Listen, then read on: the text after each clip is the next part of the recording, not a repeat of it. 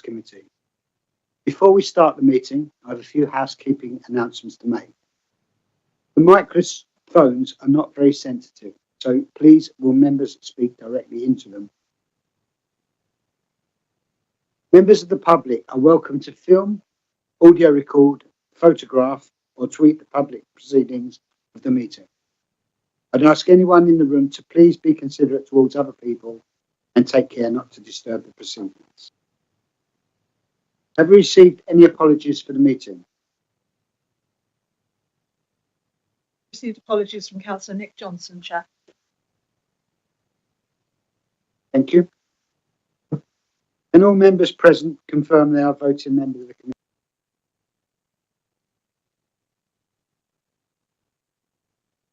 There are no items of business which are late and urgent tonight. Does any member wish to declare any interest of dispensation in respect of any item or issue to be considered? No. Can members please approve the minutes of the meeting held on the 13th of November 2024? Yep. Now I start with item 6, which is a governance conversation with the Strategic Director of Housing.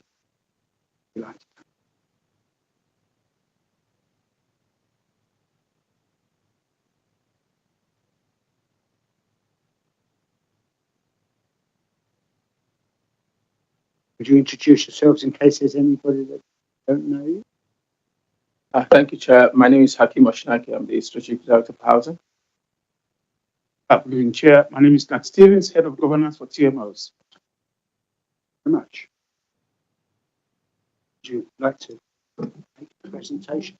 Yes, thank you, Chair. Apologies. So I've submitted a report to the committee, which I'm assuming that committee members have read. However, just to introduce the report, I want to say a few things.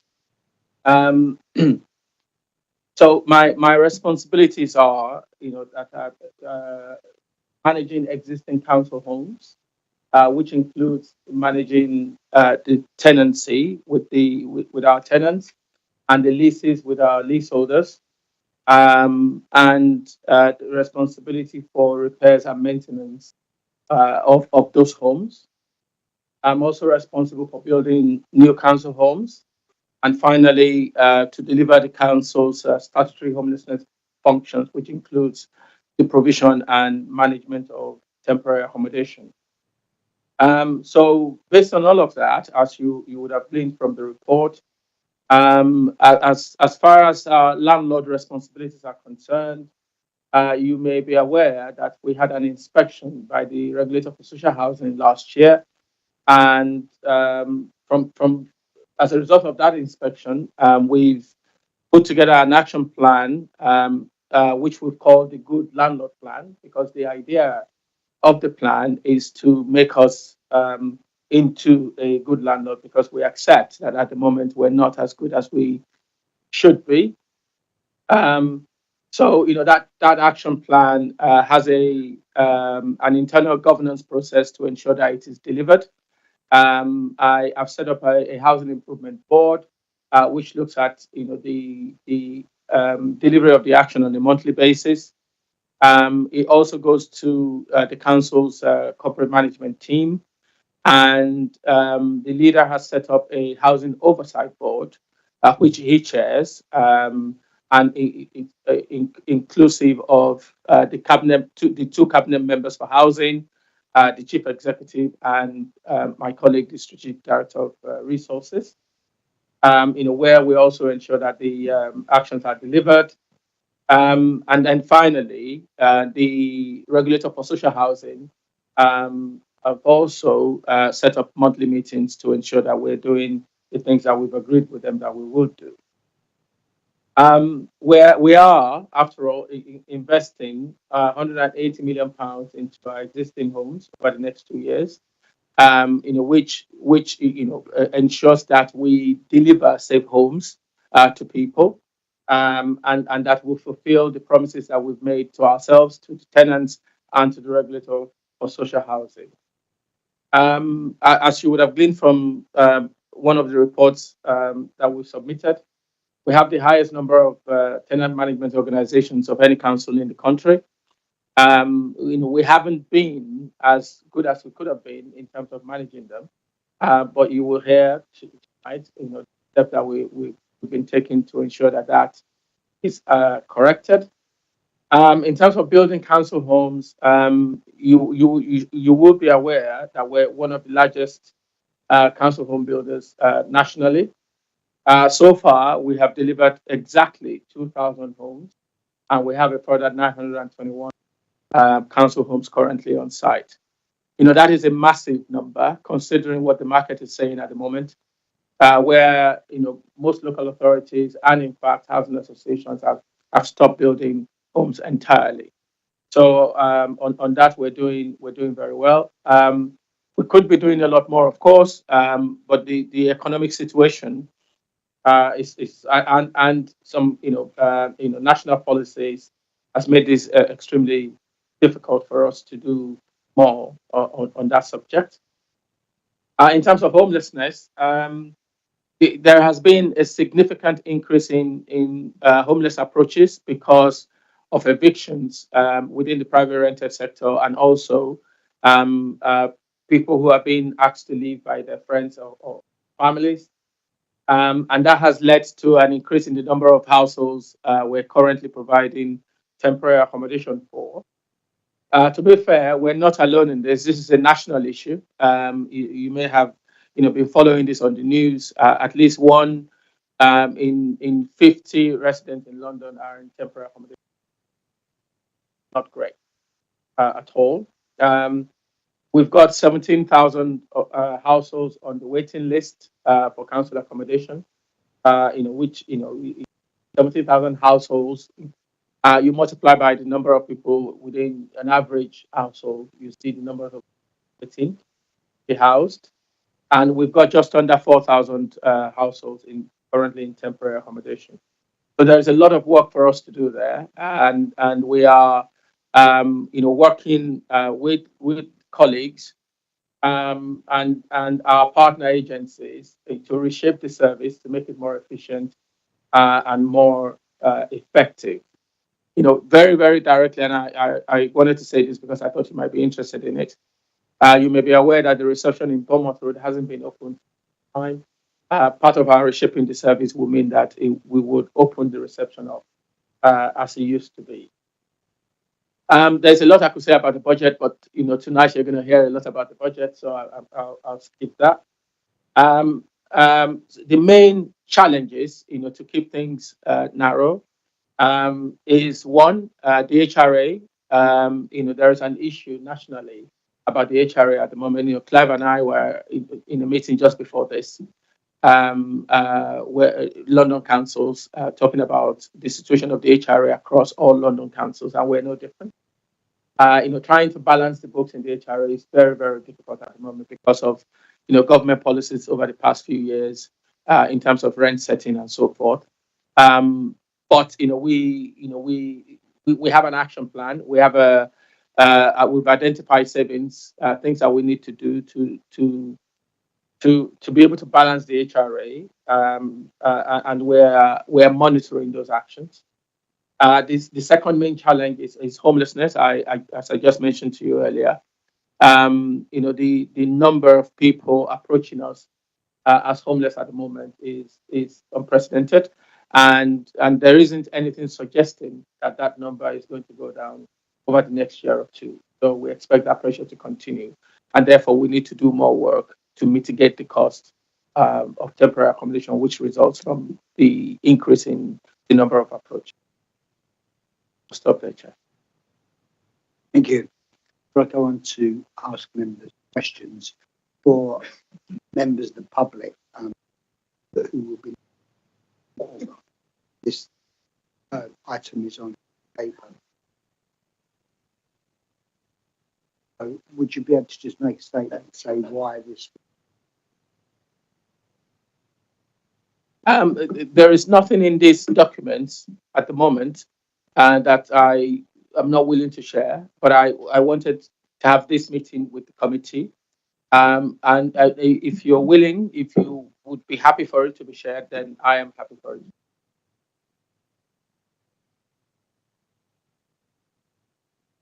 Okay, so any members have any questions?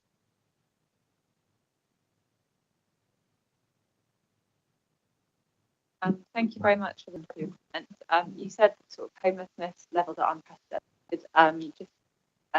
What do you see as the kind of key causes of that, or recently, or what the key pressures are that are kind of leading to a perfect storm? So our highest demand comes from evictions from families and friends, and that has increased significantly since the pandemic. Because after the pandemic, we then had the cost of living crisis, and I think people are finding it difficult, to live with each other or meet the costs associated with that. So I think that's an issue. But in terms of the private rented sector, it's clearly there is a shrinkage in the if private landlords are selling up, leaving the market, and where they're not, they're asking people to leave so that they can increase their rent. Private rented accommodation is becoming significantly unaffordable to most people, and therefore they're coming to us. So even where they haven't been asked to leave, they can't afford to pay the rent, and therefore they're coming to us. So, and when you look at the issues behind those reasons, there's nothing to suggest that they're going to get better anytime soon.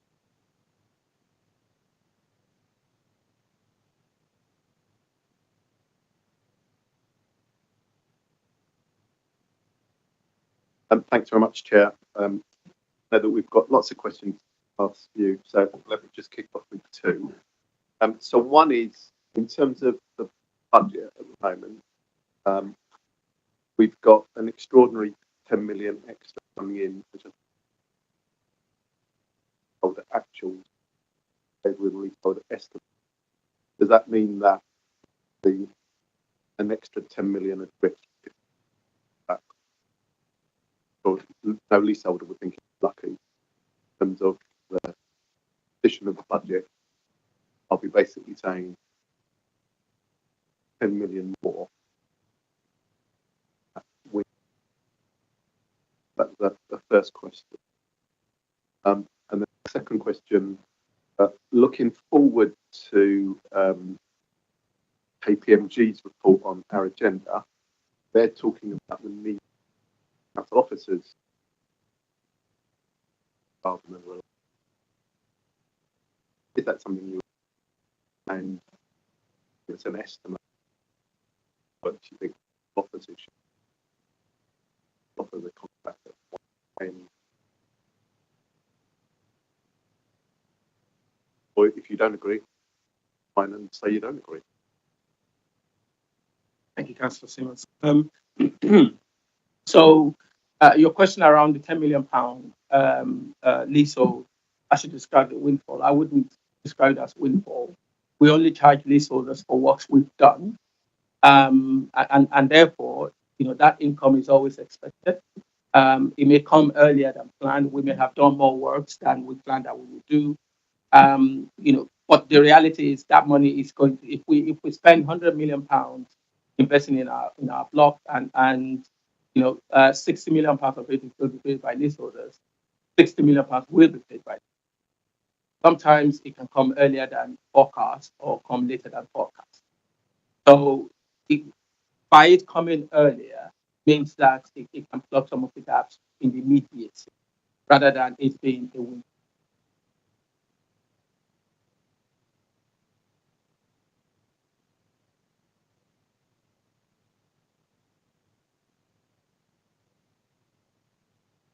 Then we will be 10 million short, yes.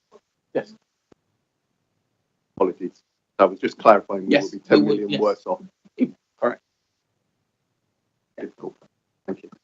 In terms of the KPMG report, officers do inspections. We have officers that we pay specifically to ensure that they do inspections. We have people, clerk of works, whose jobs are to inspect works on our estates. However, we also employ people we call employers agents, who are contractors as well, but they're not the contractor delivering the work, but act on our behalf to ensure that the specifications that we've signed with the contractors is what they're delivering on site. To also ensure that when the contractors invoice us, the invoice is accurate in the sense of what they've delivered, on paper and on site. That is not unusual. That is the practice, and there's nothing wrong with that. But it's our responsibility ultimately as officers, not only to manage the employer's agents, but also to manage the contractors directly.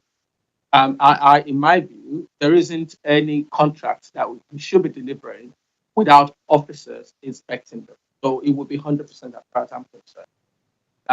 Because if there's a reason we employ the employers agents, because they have expertise that we wouldn't necessarily employ within our own services, because we don't need them as regularly as to require us to pay them a salary on a regular basis. However, we're responsible for delivering those projects, and therefore we should have sight of what's happening to them all of the time.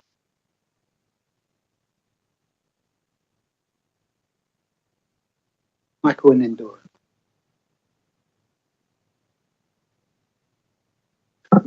Thank you very much for the presentation here, introducing yourself. One of the areas which we kind of was touched upon in previous audits, which is presented to us around kind of TMO kind of finance itself, and whether there's a greater risk there than perhaps not. It would be really useful to see whether we're now in a position where, I know in the report itself, it states that it doesn't necessarily kind of indicate that there is a long-term commercial issue itself. It would be really good to understand whether there should be concern or not in relation to that. Coming back to the question relating to kind of demand for housing, or sort of council housing, social rent housing. Really interesting to know whether you think there is more that can be done in terms of managing those demands at the supply. I appreciate you mentioned the reason. Really, it would still be good. I know that it just feels to me that that we are kind of going from year to year, and the list is increasing, and I can appreciate there's lots of factors outside of our control, but are there anything that you think actually can do beyond just by fighting that respect? Thank you for that. If I start from your second question, for mine, the demand for council housing is as a result of the state of the national economy and the issues which I touched on earlier. And it's not a sort of thing; it's a national issue. And even though there are 17 households on our waiting list, and that's an incredible number, I want to assure you that a lot of London authorities have far more households on their housing register than we do, because we're in the favorable position of having 55,000 homes that other landlords don't have. So we rehouse people quicker than our counterparts. So it is a terrible situation, but it's not as bad as what other colleagues across London are facing. On the second part of that question, yes, there is a lot more we could do, and that is about prevention. The Homelessness Reduction Act encourages local authority to do a lot more prevention. And yes, we are doing a lot of prevention at the moment, but I believe that we can do more, because we know the sources of homelessness applications, and we're doing some analysis now on the actions we can take, to go up further upstream, try and stop evictions from happening at all, so that those people don't have to come to us. So hopefully we'll be able to do that. But the reality is some of the things happening are inevitable. In terms of TMOs, I deliberately didn't touch on that in my presentation because I knew there would be questions on TMO, which is why I asked my colleagues to come with me.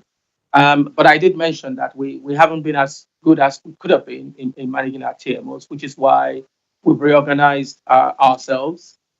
We've created a role, head of service for TMO, and we've created a team around that. And the effect of all of that monitoring, we can all see, because we are now identifying some financial issues with some of our TMOs because we're doing a lot more monitoring. We've strengthened our governance around them. But the idea is to support them because there isn't, in my view, and this view is shared across the council.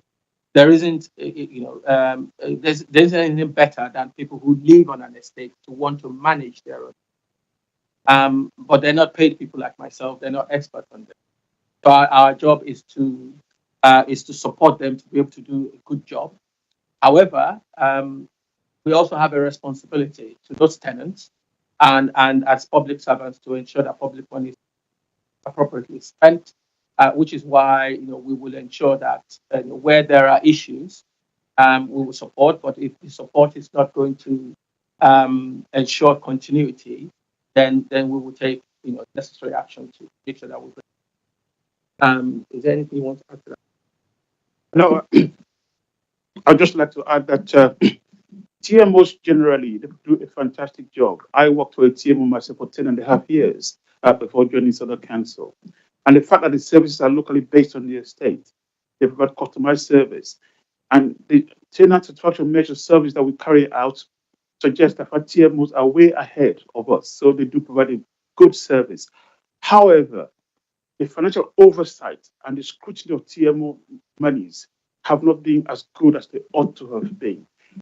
We have now kind of put in a robust monitoring framework to support them to make sure they optimize the use of those resources and monies that they are not, that we should not have been allocating to them, which have been allocated to them in error. We have managed to recoup about 1.1 million thereabout now, and we are working with them collaboratively to try and make sure those monies are returned to the council.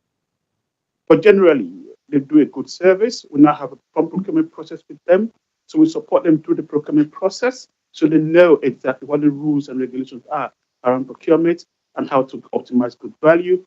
We support them in terms of how to use their credit and debit cards to make sure those risks associated with just leaving the credit card lying down carelessly are all scrutinized, and those accounts, how they are spent, is frequently monitored and scrutinized as well.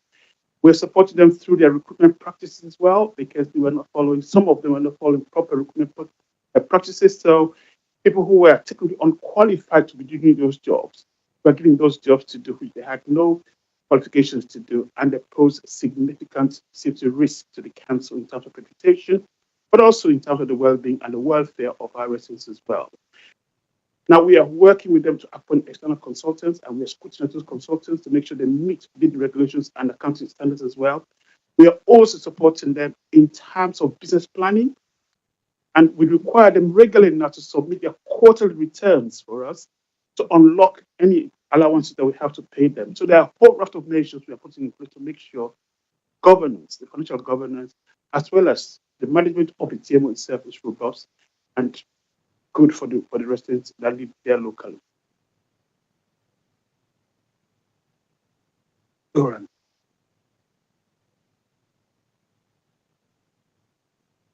Sorry. Okay, yes. Hakeem, just give a couple of examples of people who came to surgery 2 or 3 weeks ago, and with a question about repairs, because you spoke very well about that, and you're making changes. And to be fair, I've seen changes, making it better for us counsellors. But when I saw one of my students at surgery a few weeks ago, a mum with 3 children, staying in one room in temporary accommodation outside of Southwark. And she said to me that her children couldn't use the bathroom at night. They were so scared because the ceiling was full of damp and there's water coming through the ceiling, and they wouldn't use the bathroom, and she had to keep taking themselves personally, etc. at night. So it's been finally repaired, the ceiling, after a lot of phone calls to the agency. But surely, if we leave repairs, I mean, like me and you at home, if we leave things undone for a long time, it's going to cost more, surely, when we do finally get a repair person around to fix it. So can't we do something about that to save money? And another one you mentioned about employer's agent. Basically, somebody goes around to check the work has been done. What your I presume is what you're saying. So I'm just wondering, who checks the employer's agent?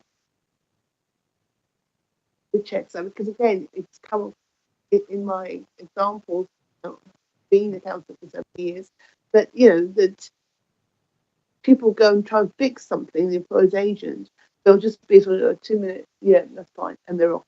That's what I'm told. Is there anything that you can do, that we can do as a council, to actually tighten that? It sounds good, but I think we need to tighten it and not be so trusting. Sure. On the repairs, you're absolutely right. It's teaching time, saves 9 access. If we want to do repairs as quickly as we set ourselves a target around carrying out repairs and getting it right first time. Because if we do that, we save a lot of time, we save a lot of, no doubt about that. We are doing very, very well. We're making progress in that area. But we're not where we want to be yet. In terms of damper mold, sadly, because of the period, a lot of our homes were built, and the way they were built, means that damper mold are almost inevitable. So we're running at 100 miles per hour to stay on the same spot. Yeah. Not insulated. But we have created a specialist team, a damper mold team, who quickly respond to damper mold as fast as we can.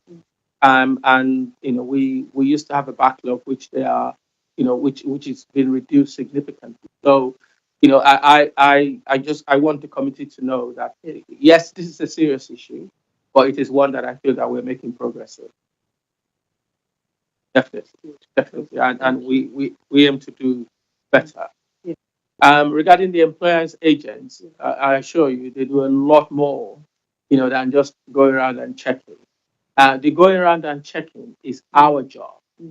Yeah, we have officers whose jobs are to go around and check. The job of the employer's agents is a lot more technical, and technical in the sense of the work and the money. So because when we sign a contract with a contractor, say for example we want them to install 600 windows on 5 estates, we would have described the specifications of those windows, quality they should have, the size, and all of those things, and that would determine the amount of money we pay. So the work of the employer's agent is to make sure that the materials are the right material, the windows have been cut, put together and installed in the right way, and the measurements are equal to what the contractor is charging, and the money they've put together is exactly as it should. So that's a lot more than just going around to check whether they've done well. So the tenant won't be saying after there's windows, gaps in the windows. We should have picked that up. That's our job. I mean, the employer's agent should also pick it up. Don't get me wrong, but we have people whose job basically is to that and make sure they pick it up. Right. Thank you, Chair. Three questions, if I could. One question on leaseholder. Often tell us as councillors that they find their leaseholder bills are difficult to penetrate. I wonder if there's going to be a move towards greater itemisation of those leaseholder bills. A couple of questions, if I may, on TMOs. I note that Cooper Close is mentioned in the I think in the audit report. It's a lovely estate in St George's Ward, and I just want to be. I'd like to be reassured that the actions that you're proposing, that you're happy with the actions that you're proposing to get their audited accounts. I think is the problem. And I wondered also, are there TMOs in Southwark that owe Southwark Council, the housing department, that owe money to the housing department? I think that's an issue that's been raised in the past, and but there doesn't seem to be a direct comment on it in the reports that I've seen. So if I could, leaseholder itemised bill, Cooper Close, and money owed to Southwark by TMOs. Thank you, Chair. Thank you. I'll deal with the leaseholder bills, and my colleague Nat will deal with the other two questions, if you don't mind. So one of the commitments we've made to leaseholders is that we're going to get better at billing generally. We're going to get better in how we manage improvement works or refurbishment works, and we're going to consult with them at an earlier stage to make sure that we take into consideration their views about the works we want to do, and bring to their attention the likely costs by providing them with options, before we commission contractors at all, so that when the bills land, there shouldn't be any surprises. So that's the first thing. The second thing is we're committing to ensuring that there is visibility. So all of the invoices from the contractors, all what I described earlier that the employer's agents would do, there's paperwork around all of that. Our intention is to make them available to any leaseholder who wishes to see them, so that they understand how their bills have been put together. We and ultimately we want to be able to have the information on our website, obviously secure, where people who live on a particular estate will be people who will be able to access that information, but it will be for them to access at their own convenience, and then raise questions as they see fit. Correct. So that's our intention. We're not there yet, but that's where we want to. That's where we want to be. Yeah, thank you very much. That's a very good question. I will take Cooper Close first. Cooper Close finds itself in a very precarious situation. They have not submitted their statutory accounts to the Financial Conduct Authority for over 3 years now. We have approached them and we have spoken to them, and we are working with them. The good news is you now have a tax accountant who is now the chair of the TMO. He recognizes what has been going on is wrong and is willing to work with us to try and make things a lot better. He has written to the FCA, that's the Financial Authority. He has also written to the councillors. I say, look, we owe you £181,000. We recognize that. We are happy to return what I have met in the account for £7,000 to you as a matter of priority. The other £140,000, as the case may be, what I have is it's been spent on the estate. So we are now taking advice about how we can work with them to see whether or not that £140,000 was actually spent on the estate, and to see what we can work out constructively to try, and because we ourselves cannot emerge from the smelling with perfume, because if we had done our due diligence 10, 15 years ago, they should not have found themselves in that position. On the general question of whether TMOs owe the council money, yes, it is true. I think we're looking at nearly £4 million. We have recovered about £1.3 million to date or thereabouts, and we are working with the other TMOs to see what plans we can work with them to try and make sure those monies are returned to the council, and also to make sure moving forward this doesn't happen again. For this financial year, no monies were paid external decorations to TMLs until we have finished our due diligence on all of them in terms of their financial governance, in terms of the competence to do the work we said they will do on behalf of the council, particularly in the light of Grenfell and the building safety and fire safety issues and compliance. We have tested their knowledge and their competence. None of them are able to deliver those services. So we are encouraging them to bring those services back in-house and to return those monies back to the. It's a constructive dialogue. It's going to take some time, but we'll get there eventually. Thank you. Thank you. I've got Michael and Andy to come back, and I'd like to try and get this item done by 7:15. Yes, sure. Very quick. Thank you for your previous answer relating to what more can be done for preventative measure. Are you willing to come back perhaps, or maybe a written report about 6 months' time, just providing what your thoughts are about what we can do related to that? And secondly, as kind of your overall governance of the housing department itself, very useful to hear what you think us as councillors' roles are and how you think that is going and where you think we can perhaps better assist you in terms of kind of improving perspective of the housing department. Reducing the number of members inquiry, that would be a start. I have a good understanding of what elected members do, representing your constituents, and what I say to my colleagues is, if we do our jobs well, if we do it properly, then it will reduce the footfall into your surgeries, and therefore it will reduce the members inquiries we get. We've identified a number of areas within the housing department that we need to get better at. We know what they are. We have a plan. To sort them out. It will take time. But I have no complaints about the roles of members at the moment. What I would ask is that if there are areas where members could do with more information, perhaps we could have a workshop, to increase understanding, so that you'll be able to do more at your surgeries or for your own personal knowledge. Then as a department, we'll be happy to do something around that to support you. In terms of your first question about whether or not I could bring the paper here back in 6 months, if you would like the paper to include, not only the actions we've taken in terms of going upstream to do prevention, but the impact it's had, I would say 9 months.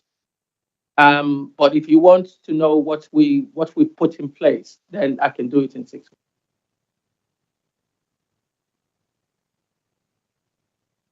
months. Thanks very much. So 2 follow-up questions. So there's been a lot of focus on major works on the Canada and Devon Mansion boats. Where are we up to? Some of this may be confidential at the moment, but where are we up to in terms of getting a resolution for that and an action plan going forward? First one. And the second one is just about visibility of what the department is doing. So your point 13 says there's £180 million being invested in fire and safety related work over the next 2 years. That's a lot of money. It's probably commensurate with the scale of the problems and challenges facing us. But if you look on the council's website, you can find no details. So residents, both leaseholders and tenants, would like to see this. Councillors would like to see. So we see these massive sums, zero visibility. What the plan, how that will become more visible. I'm literally looking here in the building safety programme. There's no detail at all. Thank you for that. So in terms of Canada, Devon and Kirby, you as you will be aware, we set up a task and finish team, and they have been working through all of the issues raised in those 3 estates. The majority of those actions have been taken. Most of the issues identified in terms of the faults in the delivery of the program have been addressed. I wouldn't say all of them addressed satisfactorily, but they have been addressed. And where there are issues outstanding, they are still being addressed. We took a paper to overview and scrutiny, an update paper, which is a public document about where we are, and we promise that we'll continue to do so until all of the issues are resolved. So I feel confident that we're going on the right way. In terms of visibility, you're absolutely right. One of the criticisms, self-criticism, and from the regulator is that we don't give enough opportunity for our residents to hold us to account. Because if we don't provide the information about stuff we're doing, then they can't reasonably hold us to account. So we are working, some of my teams and with the comms team to start looking at the things that we can publish and how we can publish them. Because all of this information we have, if we publish them raw as we have them, they may not make good meaning to all of our residents. So we want to put them in very simple form. But where people have the technical ability and the knowledge, then we can provide fuller detail. So you are right that we're not publishing enough, but our intention is to we're going to do a quarterly and annual report to our tenants about our performance. We're going to start publishing our performance online from the end of March, and the program for the planned maintenance program, which is included in 180 million from April, we intend to publish as well.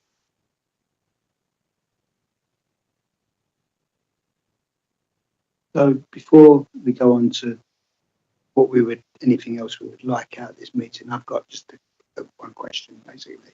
It's to do with stock condition survey. I don't know how long it's been since we've had a stock. Main question is, will that make a difference on where there is an emphasis moment on where expenditure and things like your view? So the last time we did a stock condition survey was 2011, which is why we don't have good knowledge of our stock. We've commissioned a new stock condition survey. When I say commission, we've gone through a procurement process. We're about to appoint a contractor that is going to start. The intention is that they will start on site in March, and by December of this year, we would know 20% of our stock. And the 20% won't just be one area, it will be a 20% cut of all the types of property that we own. So it will start to give us good information. And by June of next year, we'll know 40%. And from that moment, we can start to plan for the future. What the investment program should look like from that 40% of information. But for now, we're concentrating on health and safety. So, making sure that, we have, electrical testing in all of our properties, building safety, fire safety, all of those issues are the things that we're concentrating on this year and next year. But the information from the stock condition survey is what we will then use, going forward. Thank you. Are there any actions that we want to take coming out of it?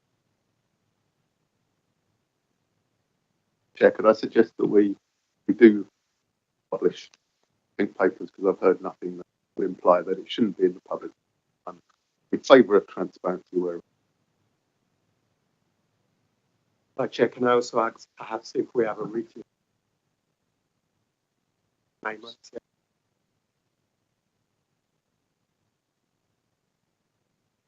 Thank you very much. I think.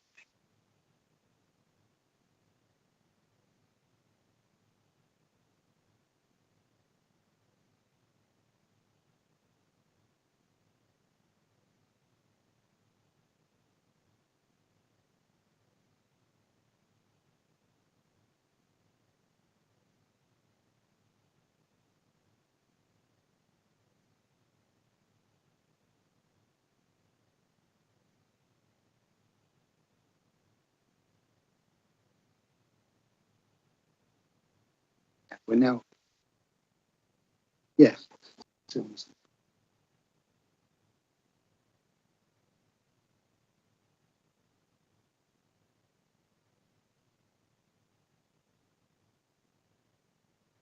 Hello, welcome. Would you like to introduce yourselves? Good evening, everybody. Aaron Winter, partner from BDO and your chief audit. Angela Mason, Senior Manager with. Thank you very much. There are two key reports that we're going to be presenting to you today. So taking the first one, it's our periodic progress report. This covers the progress of the delivery of our internal audit plan for 24-25. Pleased to say we're making good progress with a number of audit summaries included in the pack. There's 12 there that we've since completed since the last meeting. And we've got the work for the remainder of the year either in progress, planned for the next 2 months, or at draft report stage. So we're confident we can wrap up our work and report like we normally do on an annual basis for our summer. You also see in our pack, our progress report, that all the schools audits are now completed, and the last 3 are just being reported and finalised at the moment.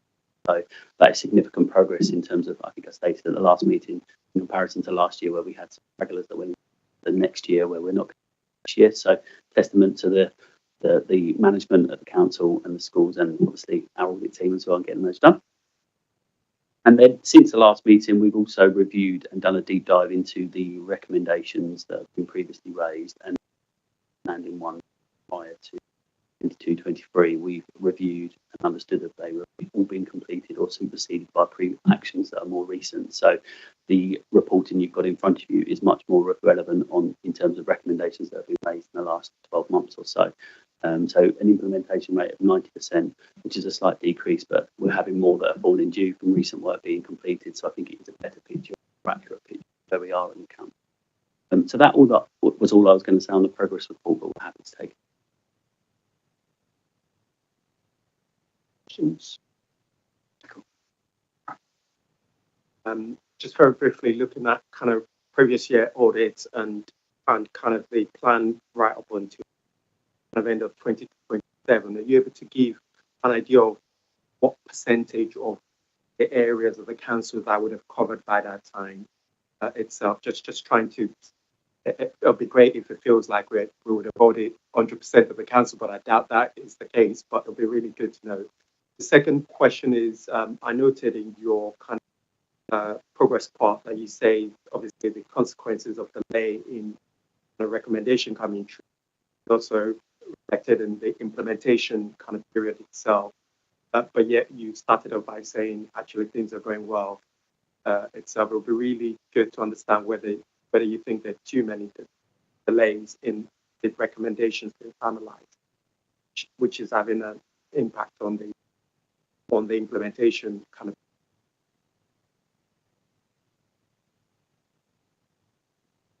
So in terms of the plan, we try and cover most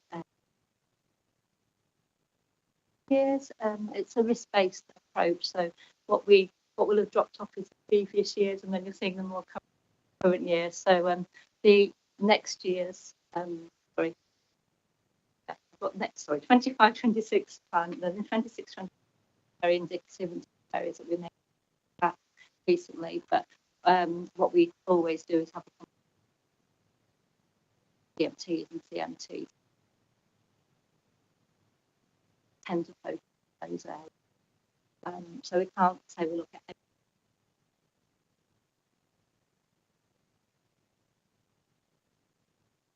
Can I just quickly ask a follow-on question? Yeah. Sorry. Are we in the position to suggest if we think that there are areas? I don't know. Just thinking out of that. I don't think we're in a position to say we've covered everything. And for me, taking a step back, and I think that was the next paper I was going to present was our plan. It's important to recognise that it is risk-based and risks emerge, and therefore our plan has to be flexible. So we are a finite resource in that regard, and I'm sure Clive would like us to use that wisely, and not obviously we can do more, etc. But it's about being smart and being reflective of the kind of other assurance you get as an organisation as well. So we're only one part of that. obviously independent assurance, but there's a number of regulators, inspectors, other assurance providers in terms of counter fraud, external audit. You're getting constant reporting back on other risks, so therefore we wouldn't necessarily cover every risk if that's been covered by another provider, for example, or internal assurance that is working well. You are, of course, free to ask about.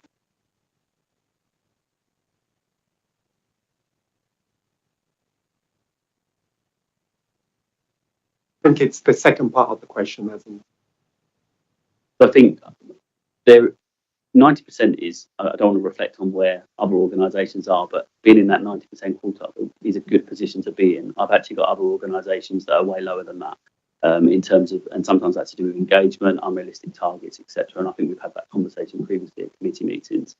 What we've done is, I think we've now, that 90% for me is a much more accurate figure because we've closed down some of those older recs that were applicable or been completed but just hadn't been reported, and that means that is now an accurate position. So for me, I feel much more confident and assured that they are the actions that are being taken and the outstanding actions are the right ones that we should be focusing on.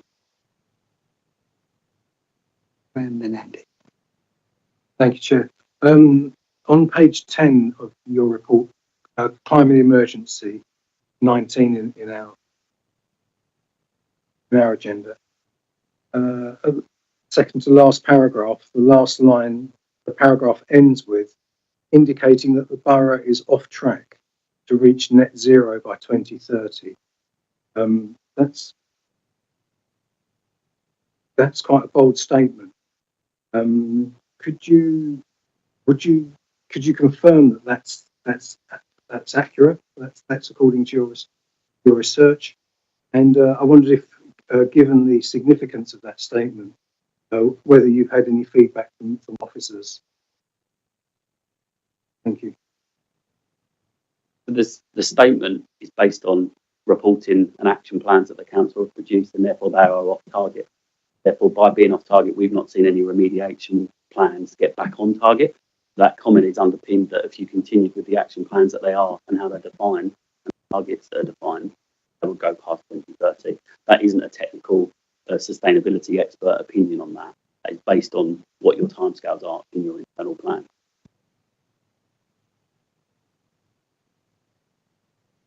Thanks very much. I've got two quick queries. So page 45 of our papers, which I think is page 4 of your internal audit plan. Just for clarity, we've got 3 columns, 24, 25, 25, 26. And then should the next column be 26, 27 rather than 26, 28?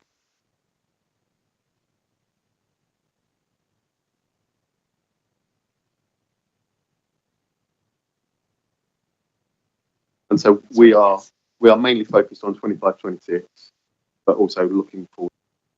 Okay, and fine. Okay, that is good.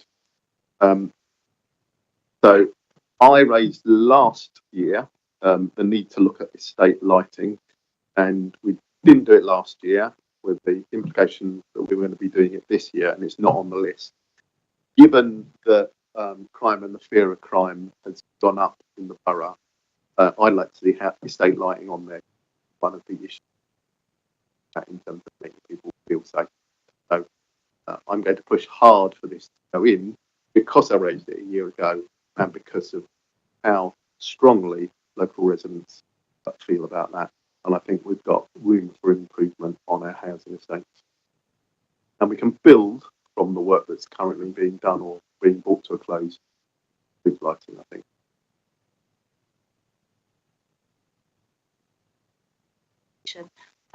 We are taking a final back. We will if it's agreed, and we can maybe shift down. We have got some content to deal with in the days, but yeah, have to stay.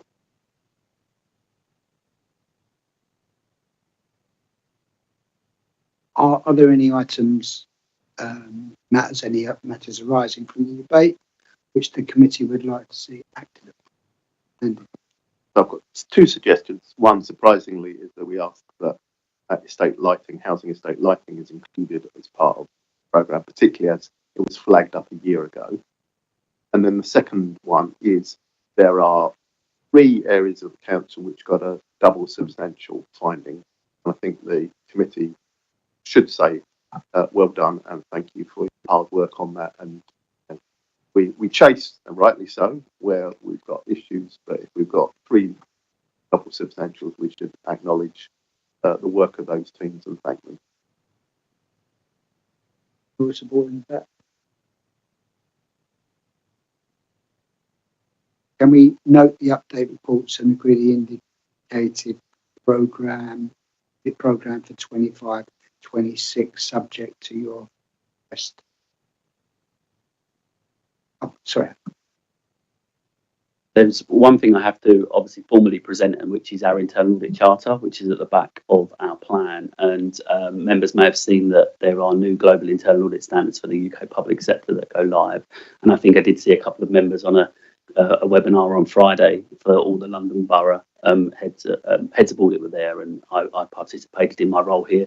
And there is a recording that I will share that people can see. But I just have to make a formal kind of presentation as part of our quality standards to say that you've acknowledged that we conform with that new standards. We've reviewed our internal processes, and actually the UK public sector internal audit standards was at a bar previously that the global internal audit standards are bringing other countries and other sectors up to that bar. So it does mean that we have minimal change, but there are elements that we will report to you throughout the year just to make sure that you're confirmed that we are conforming with that. So I just wanted to have that formally presented as part of my.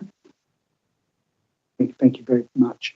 And would you think it would benefit us having a meeting about this? You know, having a meeting with the committee itself. Talk more about it, more information. If that was something the committee wanted, but the way it's presented here is all the roles and responsibilities that you need to acknowledge, and we will manage that. So there's probably no ask of you at this moment in time, but if there are any questions, I'm happy to take them outside of the meeting. Yeah. Thank you.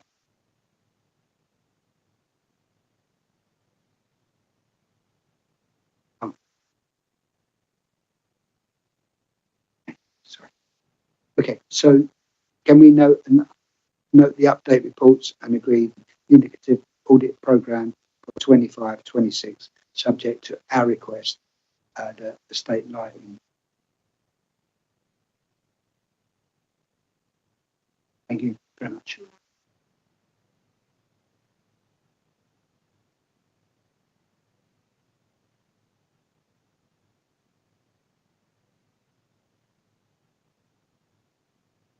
Welcome. Would you like to introduce yourself? Of course, yeah. Good evening, everyone. I'm Claire Niebuhr, the partner.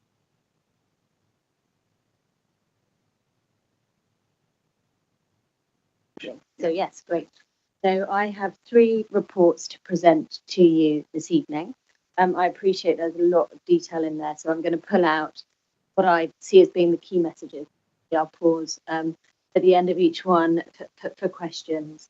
I just wanted to open by extending the thanks of me personally and my team to the way in which the council has supported our audit process. As you'll know, this was our first year as your external auditors, and there's a lot involved in changing auditors, both from our perspective, but more importantly from your teams. And I'd like to put on record particularly our thanks to Amajit and Humphrey, who've been fantastic at servicing all our requests. And I mean, I think you'll get a sense from the reporting as well.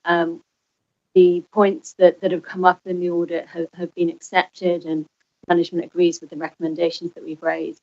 And I've also noted that there's a really positive attitude to correcting audit differences that come up through the audit process. So 4/1, which is a very technical point linked to pensions accounting or not, maybe have been updated in the statements and corrected. So I think that provides you with positive assurance as well in terms of how seriously officers here take the process.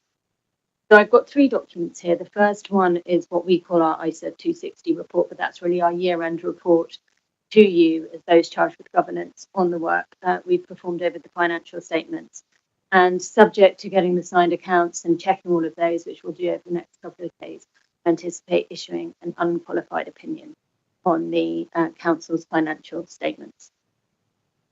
So you will recall through the planning process and the reports we brought to this committee over the course of the year, that we identified 4 areas that we considered to be significant audit risks. So where we thought we might find errors through our work, that was most likely.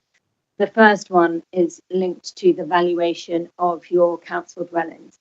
That's obviously a huge number on your balance sheet. It's over 3 billion, and there are assumptions that go into that. You had some new external valuers supporting you this year, and we used our valuation specialists as part of our team to look at that work. And on the whole, that went well. And we did identify one instance where we found some different information to support one of the valuations of a beacon. I'm sure you're familiar with this terminology, but that's around how individual estates and parts of the borough are valued. And we did find one instance where there was some other data that hadn't been brought into Clutton's assessment.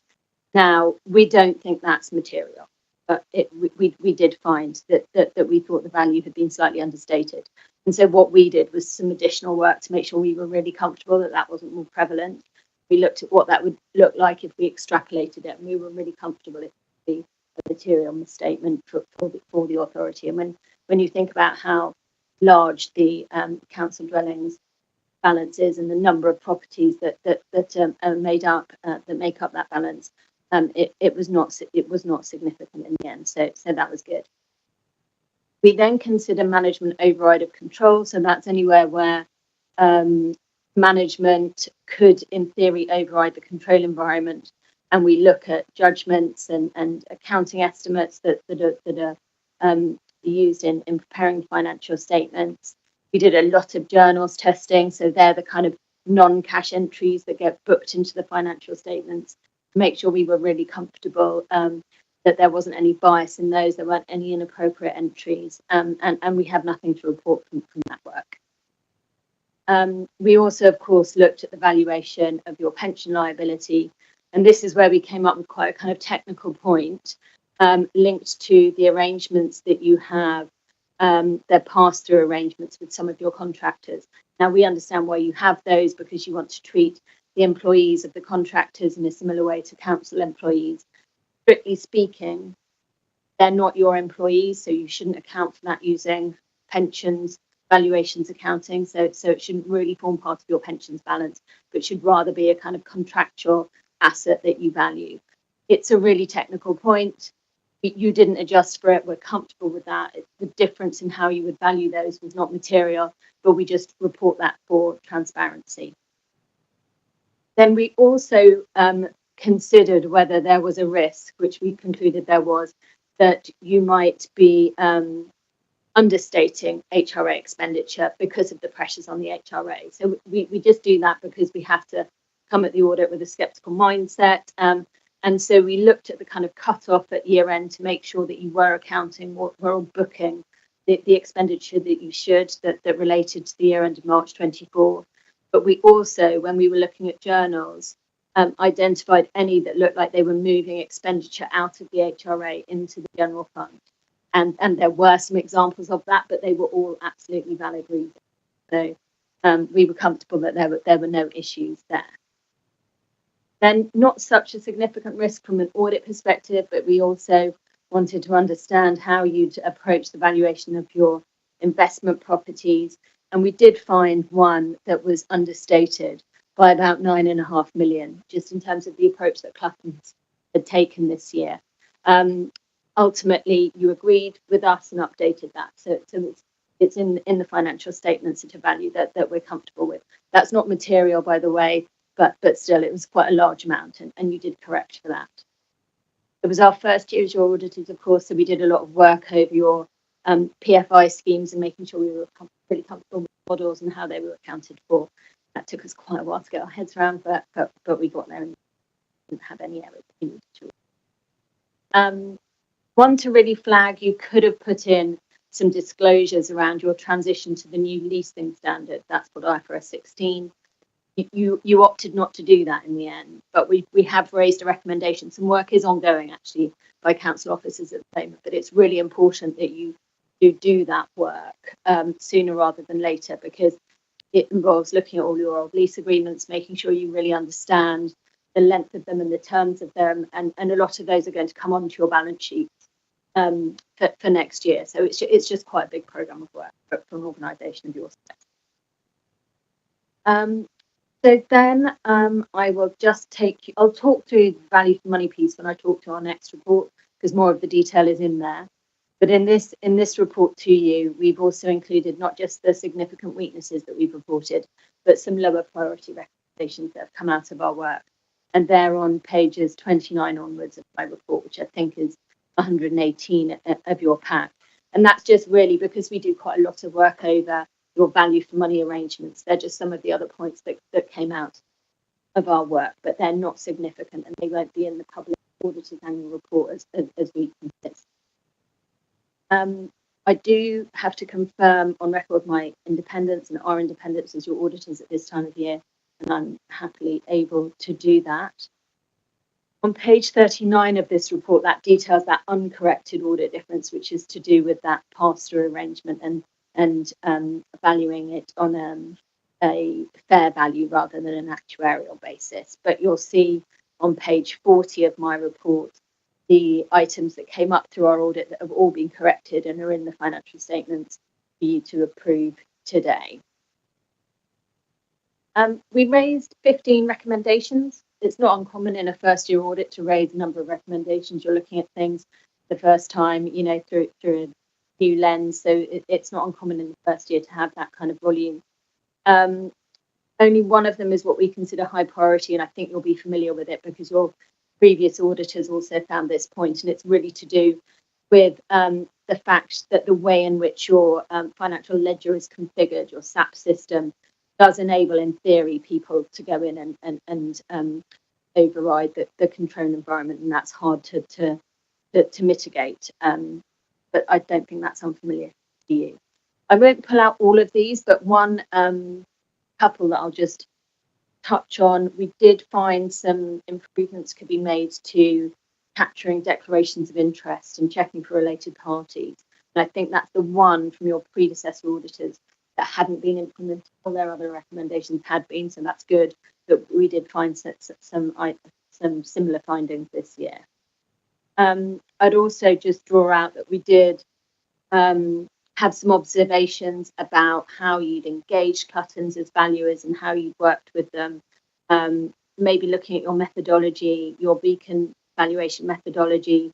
You do have really large numbers of properties within Beacon groups. That's slightly unusual compared to what we see across other councils. So there's just an opportunity. There's nothing, we're not uncomfortable that you've got the wrong value in your accounts, but there are probably some opportunities for you there to just streamline that process. And also to just make sure that you're really thinking about how you apply those assumptions and bringing them through the appropriate committee if you're making any changes to your feature. And there are 4 recommendations that are low priority I won't touch on. As I said, you've implemented the vast majority of items that were raised by the previous auditors. So in terms of the financial statements, I'm happy to pause there before I go on to our value for money work for any questions.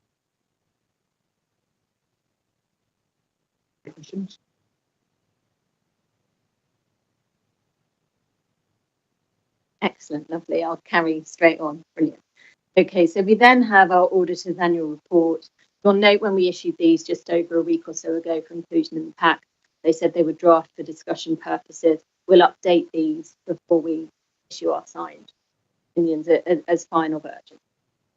But this is the report that gets published.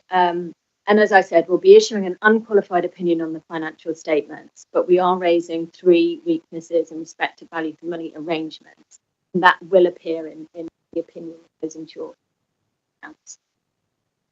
As a reminder, we look at the arrangements that you've got in respect to financial sustainability, governance, and improving economy efficiency and effectiveness.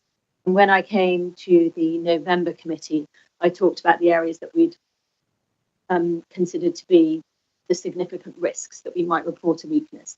And as it turns out, that is where we are reporting some findings. if I just take you to page 19 of this report, which I think is 162 of the pack, we've already heard a lot about the HRA recovery plan today, and obviously we met with Hakeem and members of his team as part of our work to undertake this.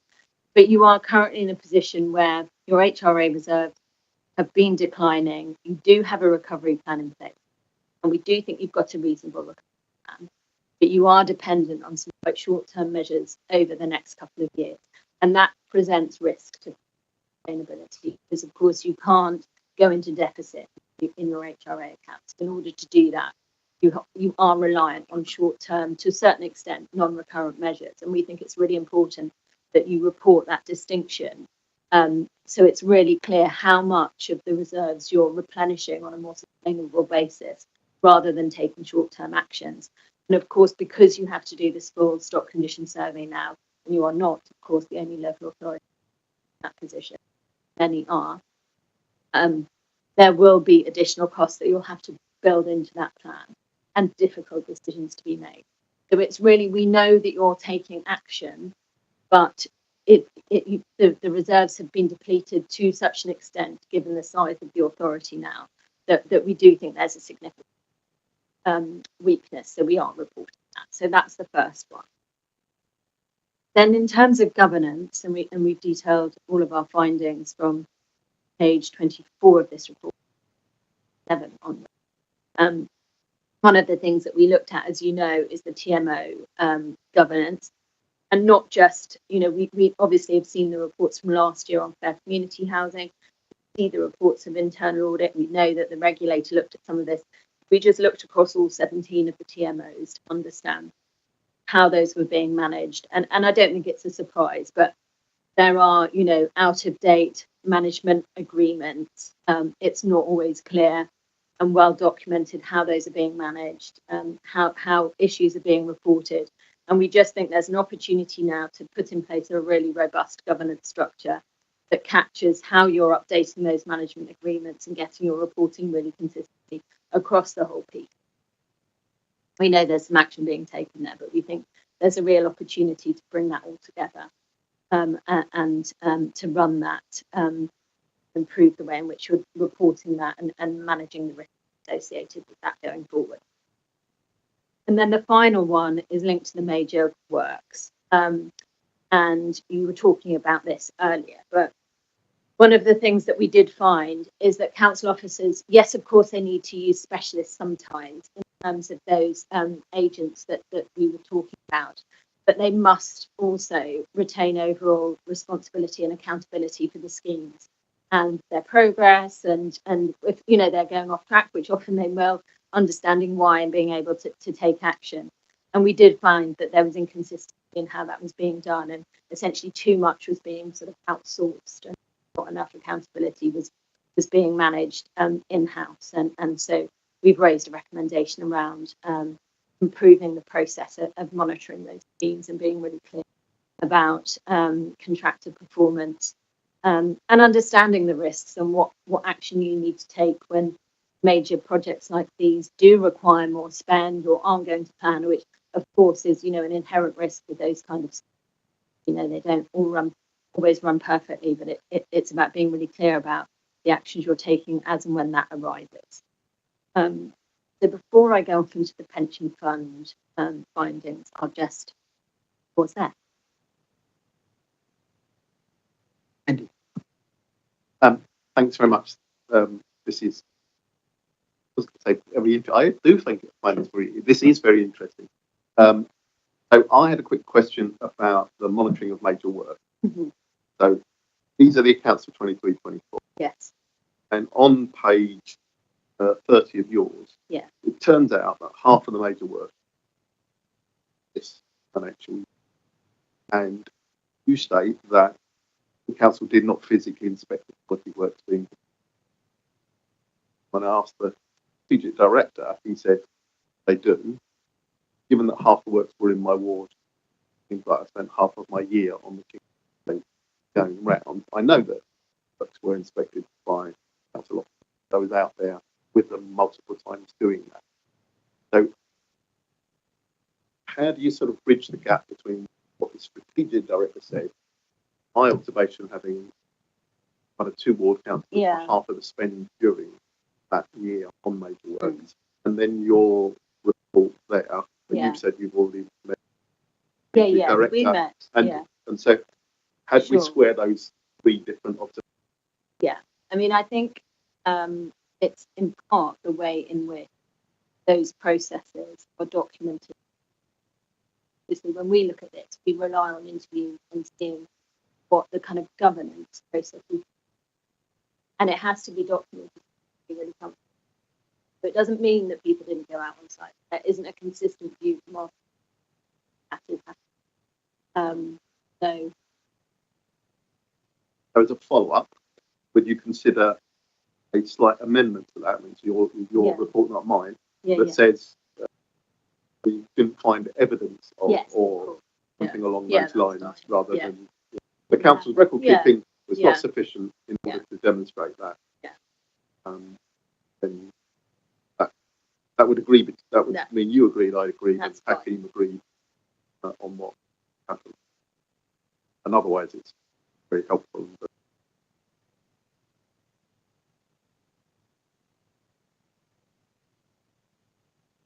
Happy to. So the final report that I've got here for you today is the year-end report of the pension fund.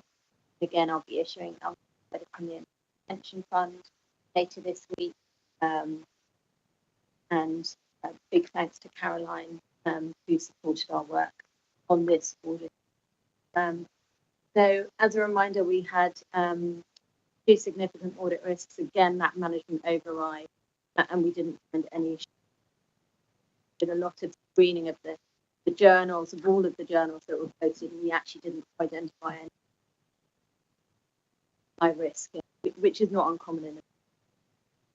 We also looked at the valuation of investment property, and we did find 1 audit there, and we also looked at the level 3, which are the harder to value investments, often called investment vehicles. And we found an audit misstatement there, but that was really one of timing. So a lot of the valuations that we get for those investments are what we call a lagged basis. So you have to wait for more up-to-date information. And by the time we were out doing the audit work, there was quite a bit more information about those values. That wasn't material, but was quite a large difference, about 11.6 million, reality of about 20. So we did have a couple of findings, as with the local authority audit, the points that we raised. So the issue with one of the, it was actually mathematical accuracy investment property, that was corrected. That was about 11.6 due to changes in valuation. That was booked into the accounts as well. So just 2 audit misstatements as well as some presentation audits. Again, we've raised some recommendations, a similar point on approval of journals and segregation of duties, a similar point on related party transactions. So that's just something to keep an eye on in terms of those processes for declarations of interest, because they are important. But overall, it was, very straightforward from our perspective, and happy to take. Any questions?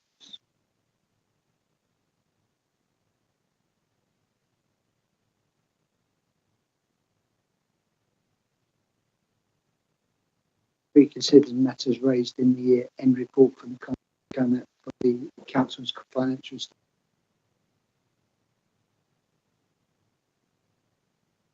My question is slightly different. I just like to clarify about audit fees. I noticed difference between previous financial year. I don't know whether but is it that the market up or there's more what we're doing now?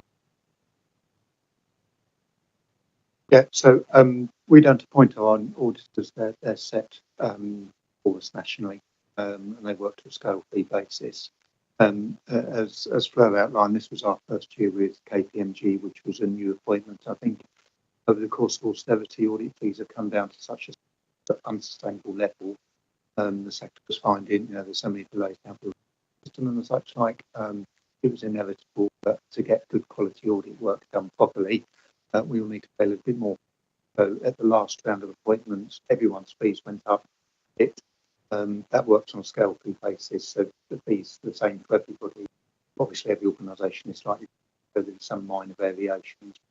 Big uplift was originally applied.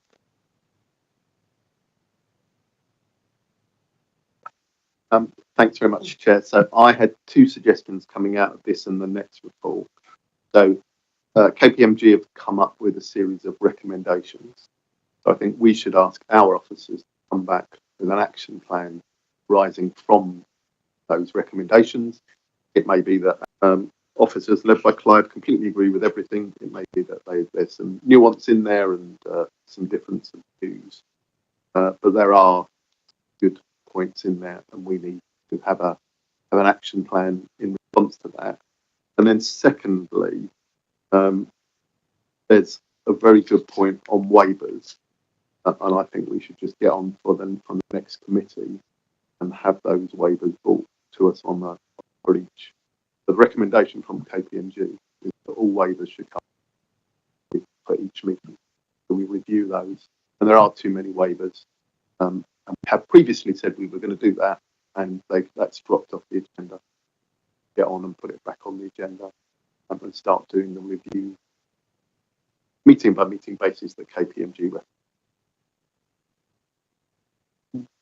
That's the first question. So yes, around the action plan, I'll just be trying to find it in the board plan. We've spoken about it. I'm sure it's in there somewhere, Virginia, but part of the board plan discussion, we can build that in if I can't get to that item. Similarly applies to the waivers. We bring those periodically.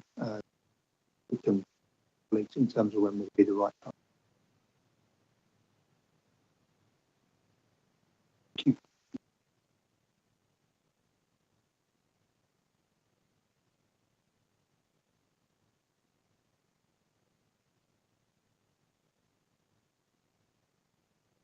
Humphrey Thompson, Deputy Chief Accountant. I'm Joe Follen, Chief Accountant. Tim Jones, Director. I'm going to hand over to Humphrey to present the report to you.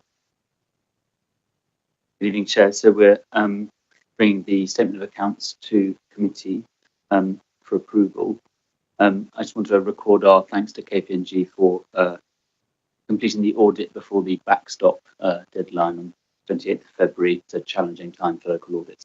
Good to get this audit completed before that, obviously. As well as approving the accounts, we're just asking you to note the changes in the report, which we've accepted from KPMG.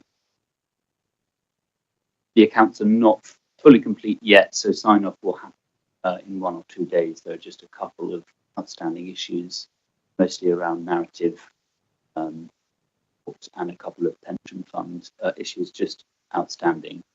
So we will be asking for that delegated ability for the Strategic Director of Resources and yourself to sign off properly in the next.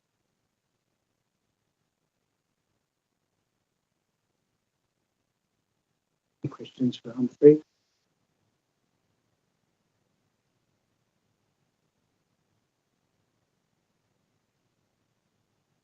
To the accounts and the pension fund.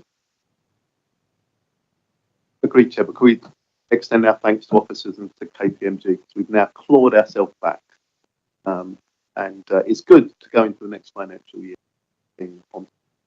ahead of many other. Just a few more questions. Will you endorse that? Can we improve the letters of representation? Can we approve the statement of accounts subject to any final changes?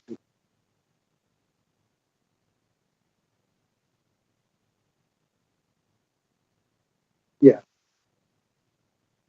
Yeah.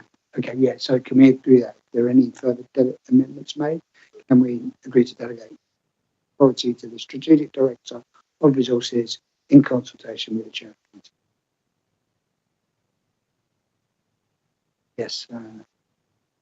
I'd like to thank you for being in here on time. And KPMG in this process.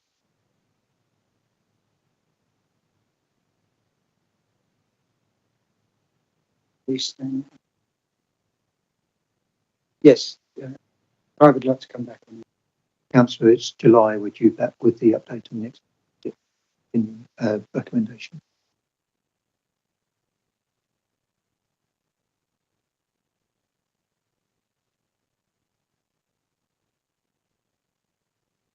Would you like to introduce yourself? Paul Bergen, manager for the corporate anti-fraud team, here to present the Q3 report for the corporate anti-fraud team and special.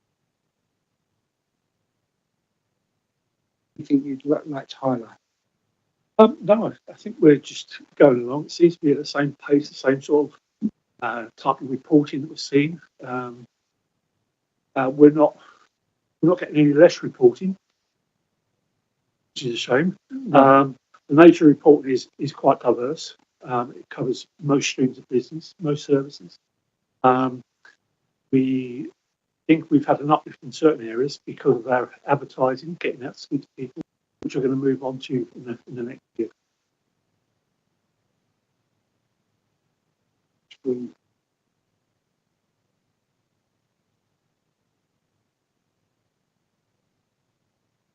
Yeah. Do members have any questions for the officer? Thank you. I just had one small one, which is page 374, paragraph 4. Talks about concurrent working as being minor. If concurrent working is fraudulently running at 2 jobs at the same time, is that what it means? Yeah, basically it's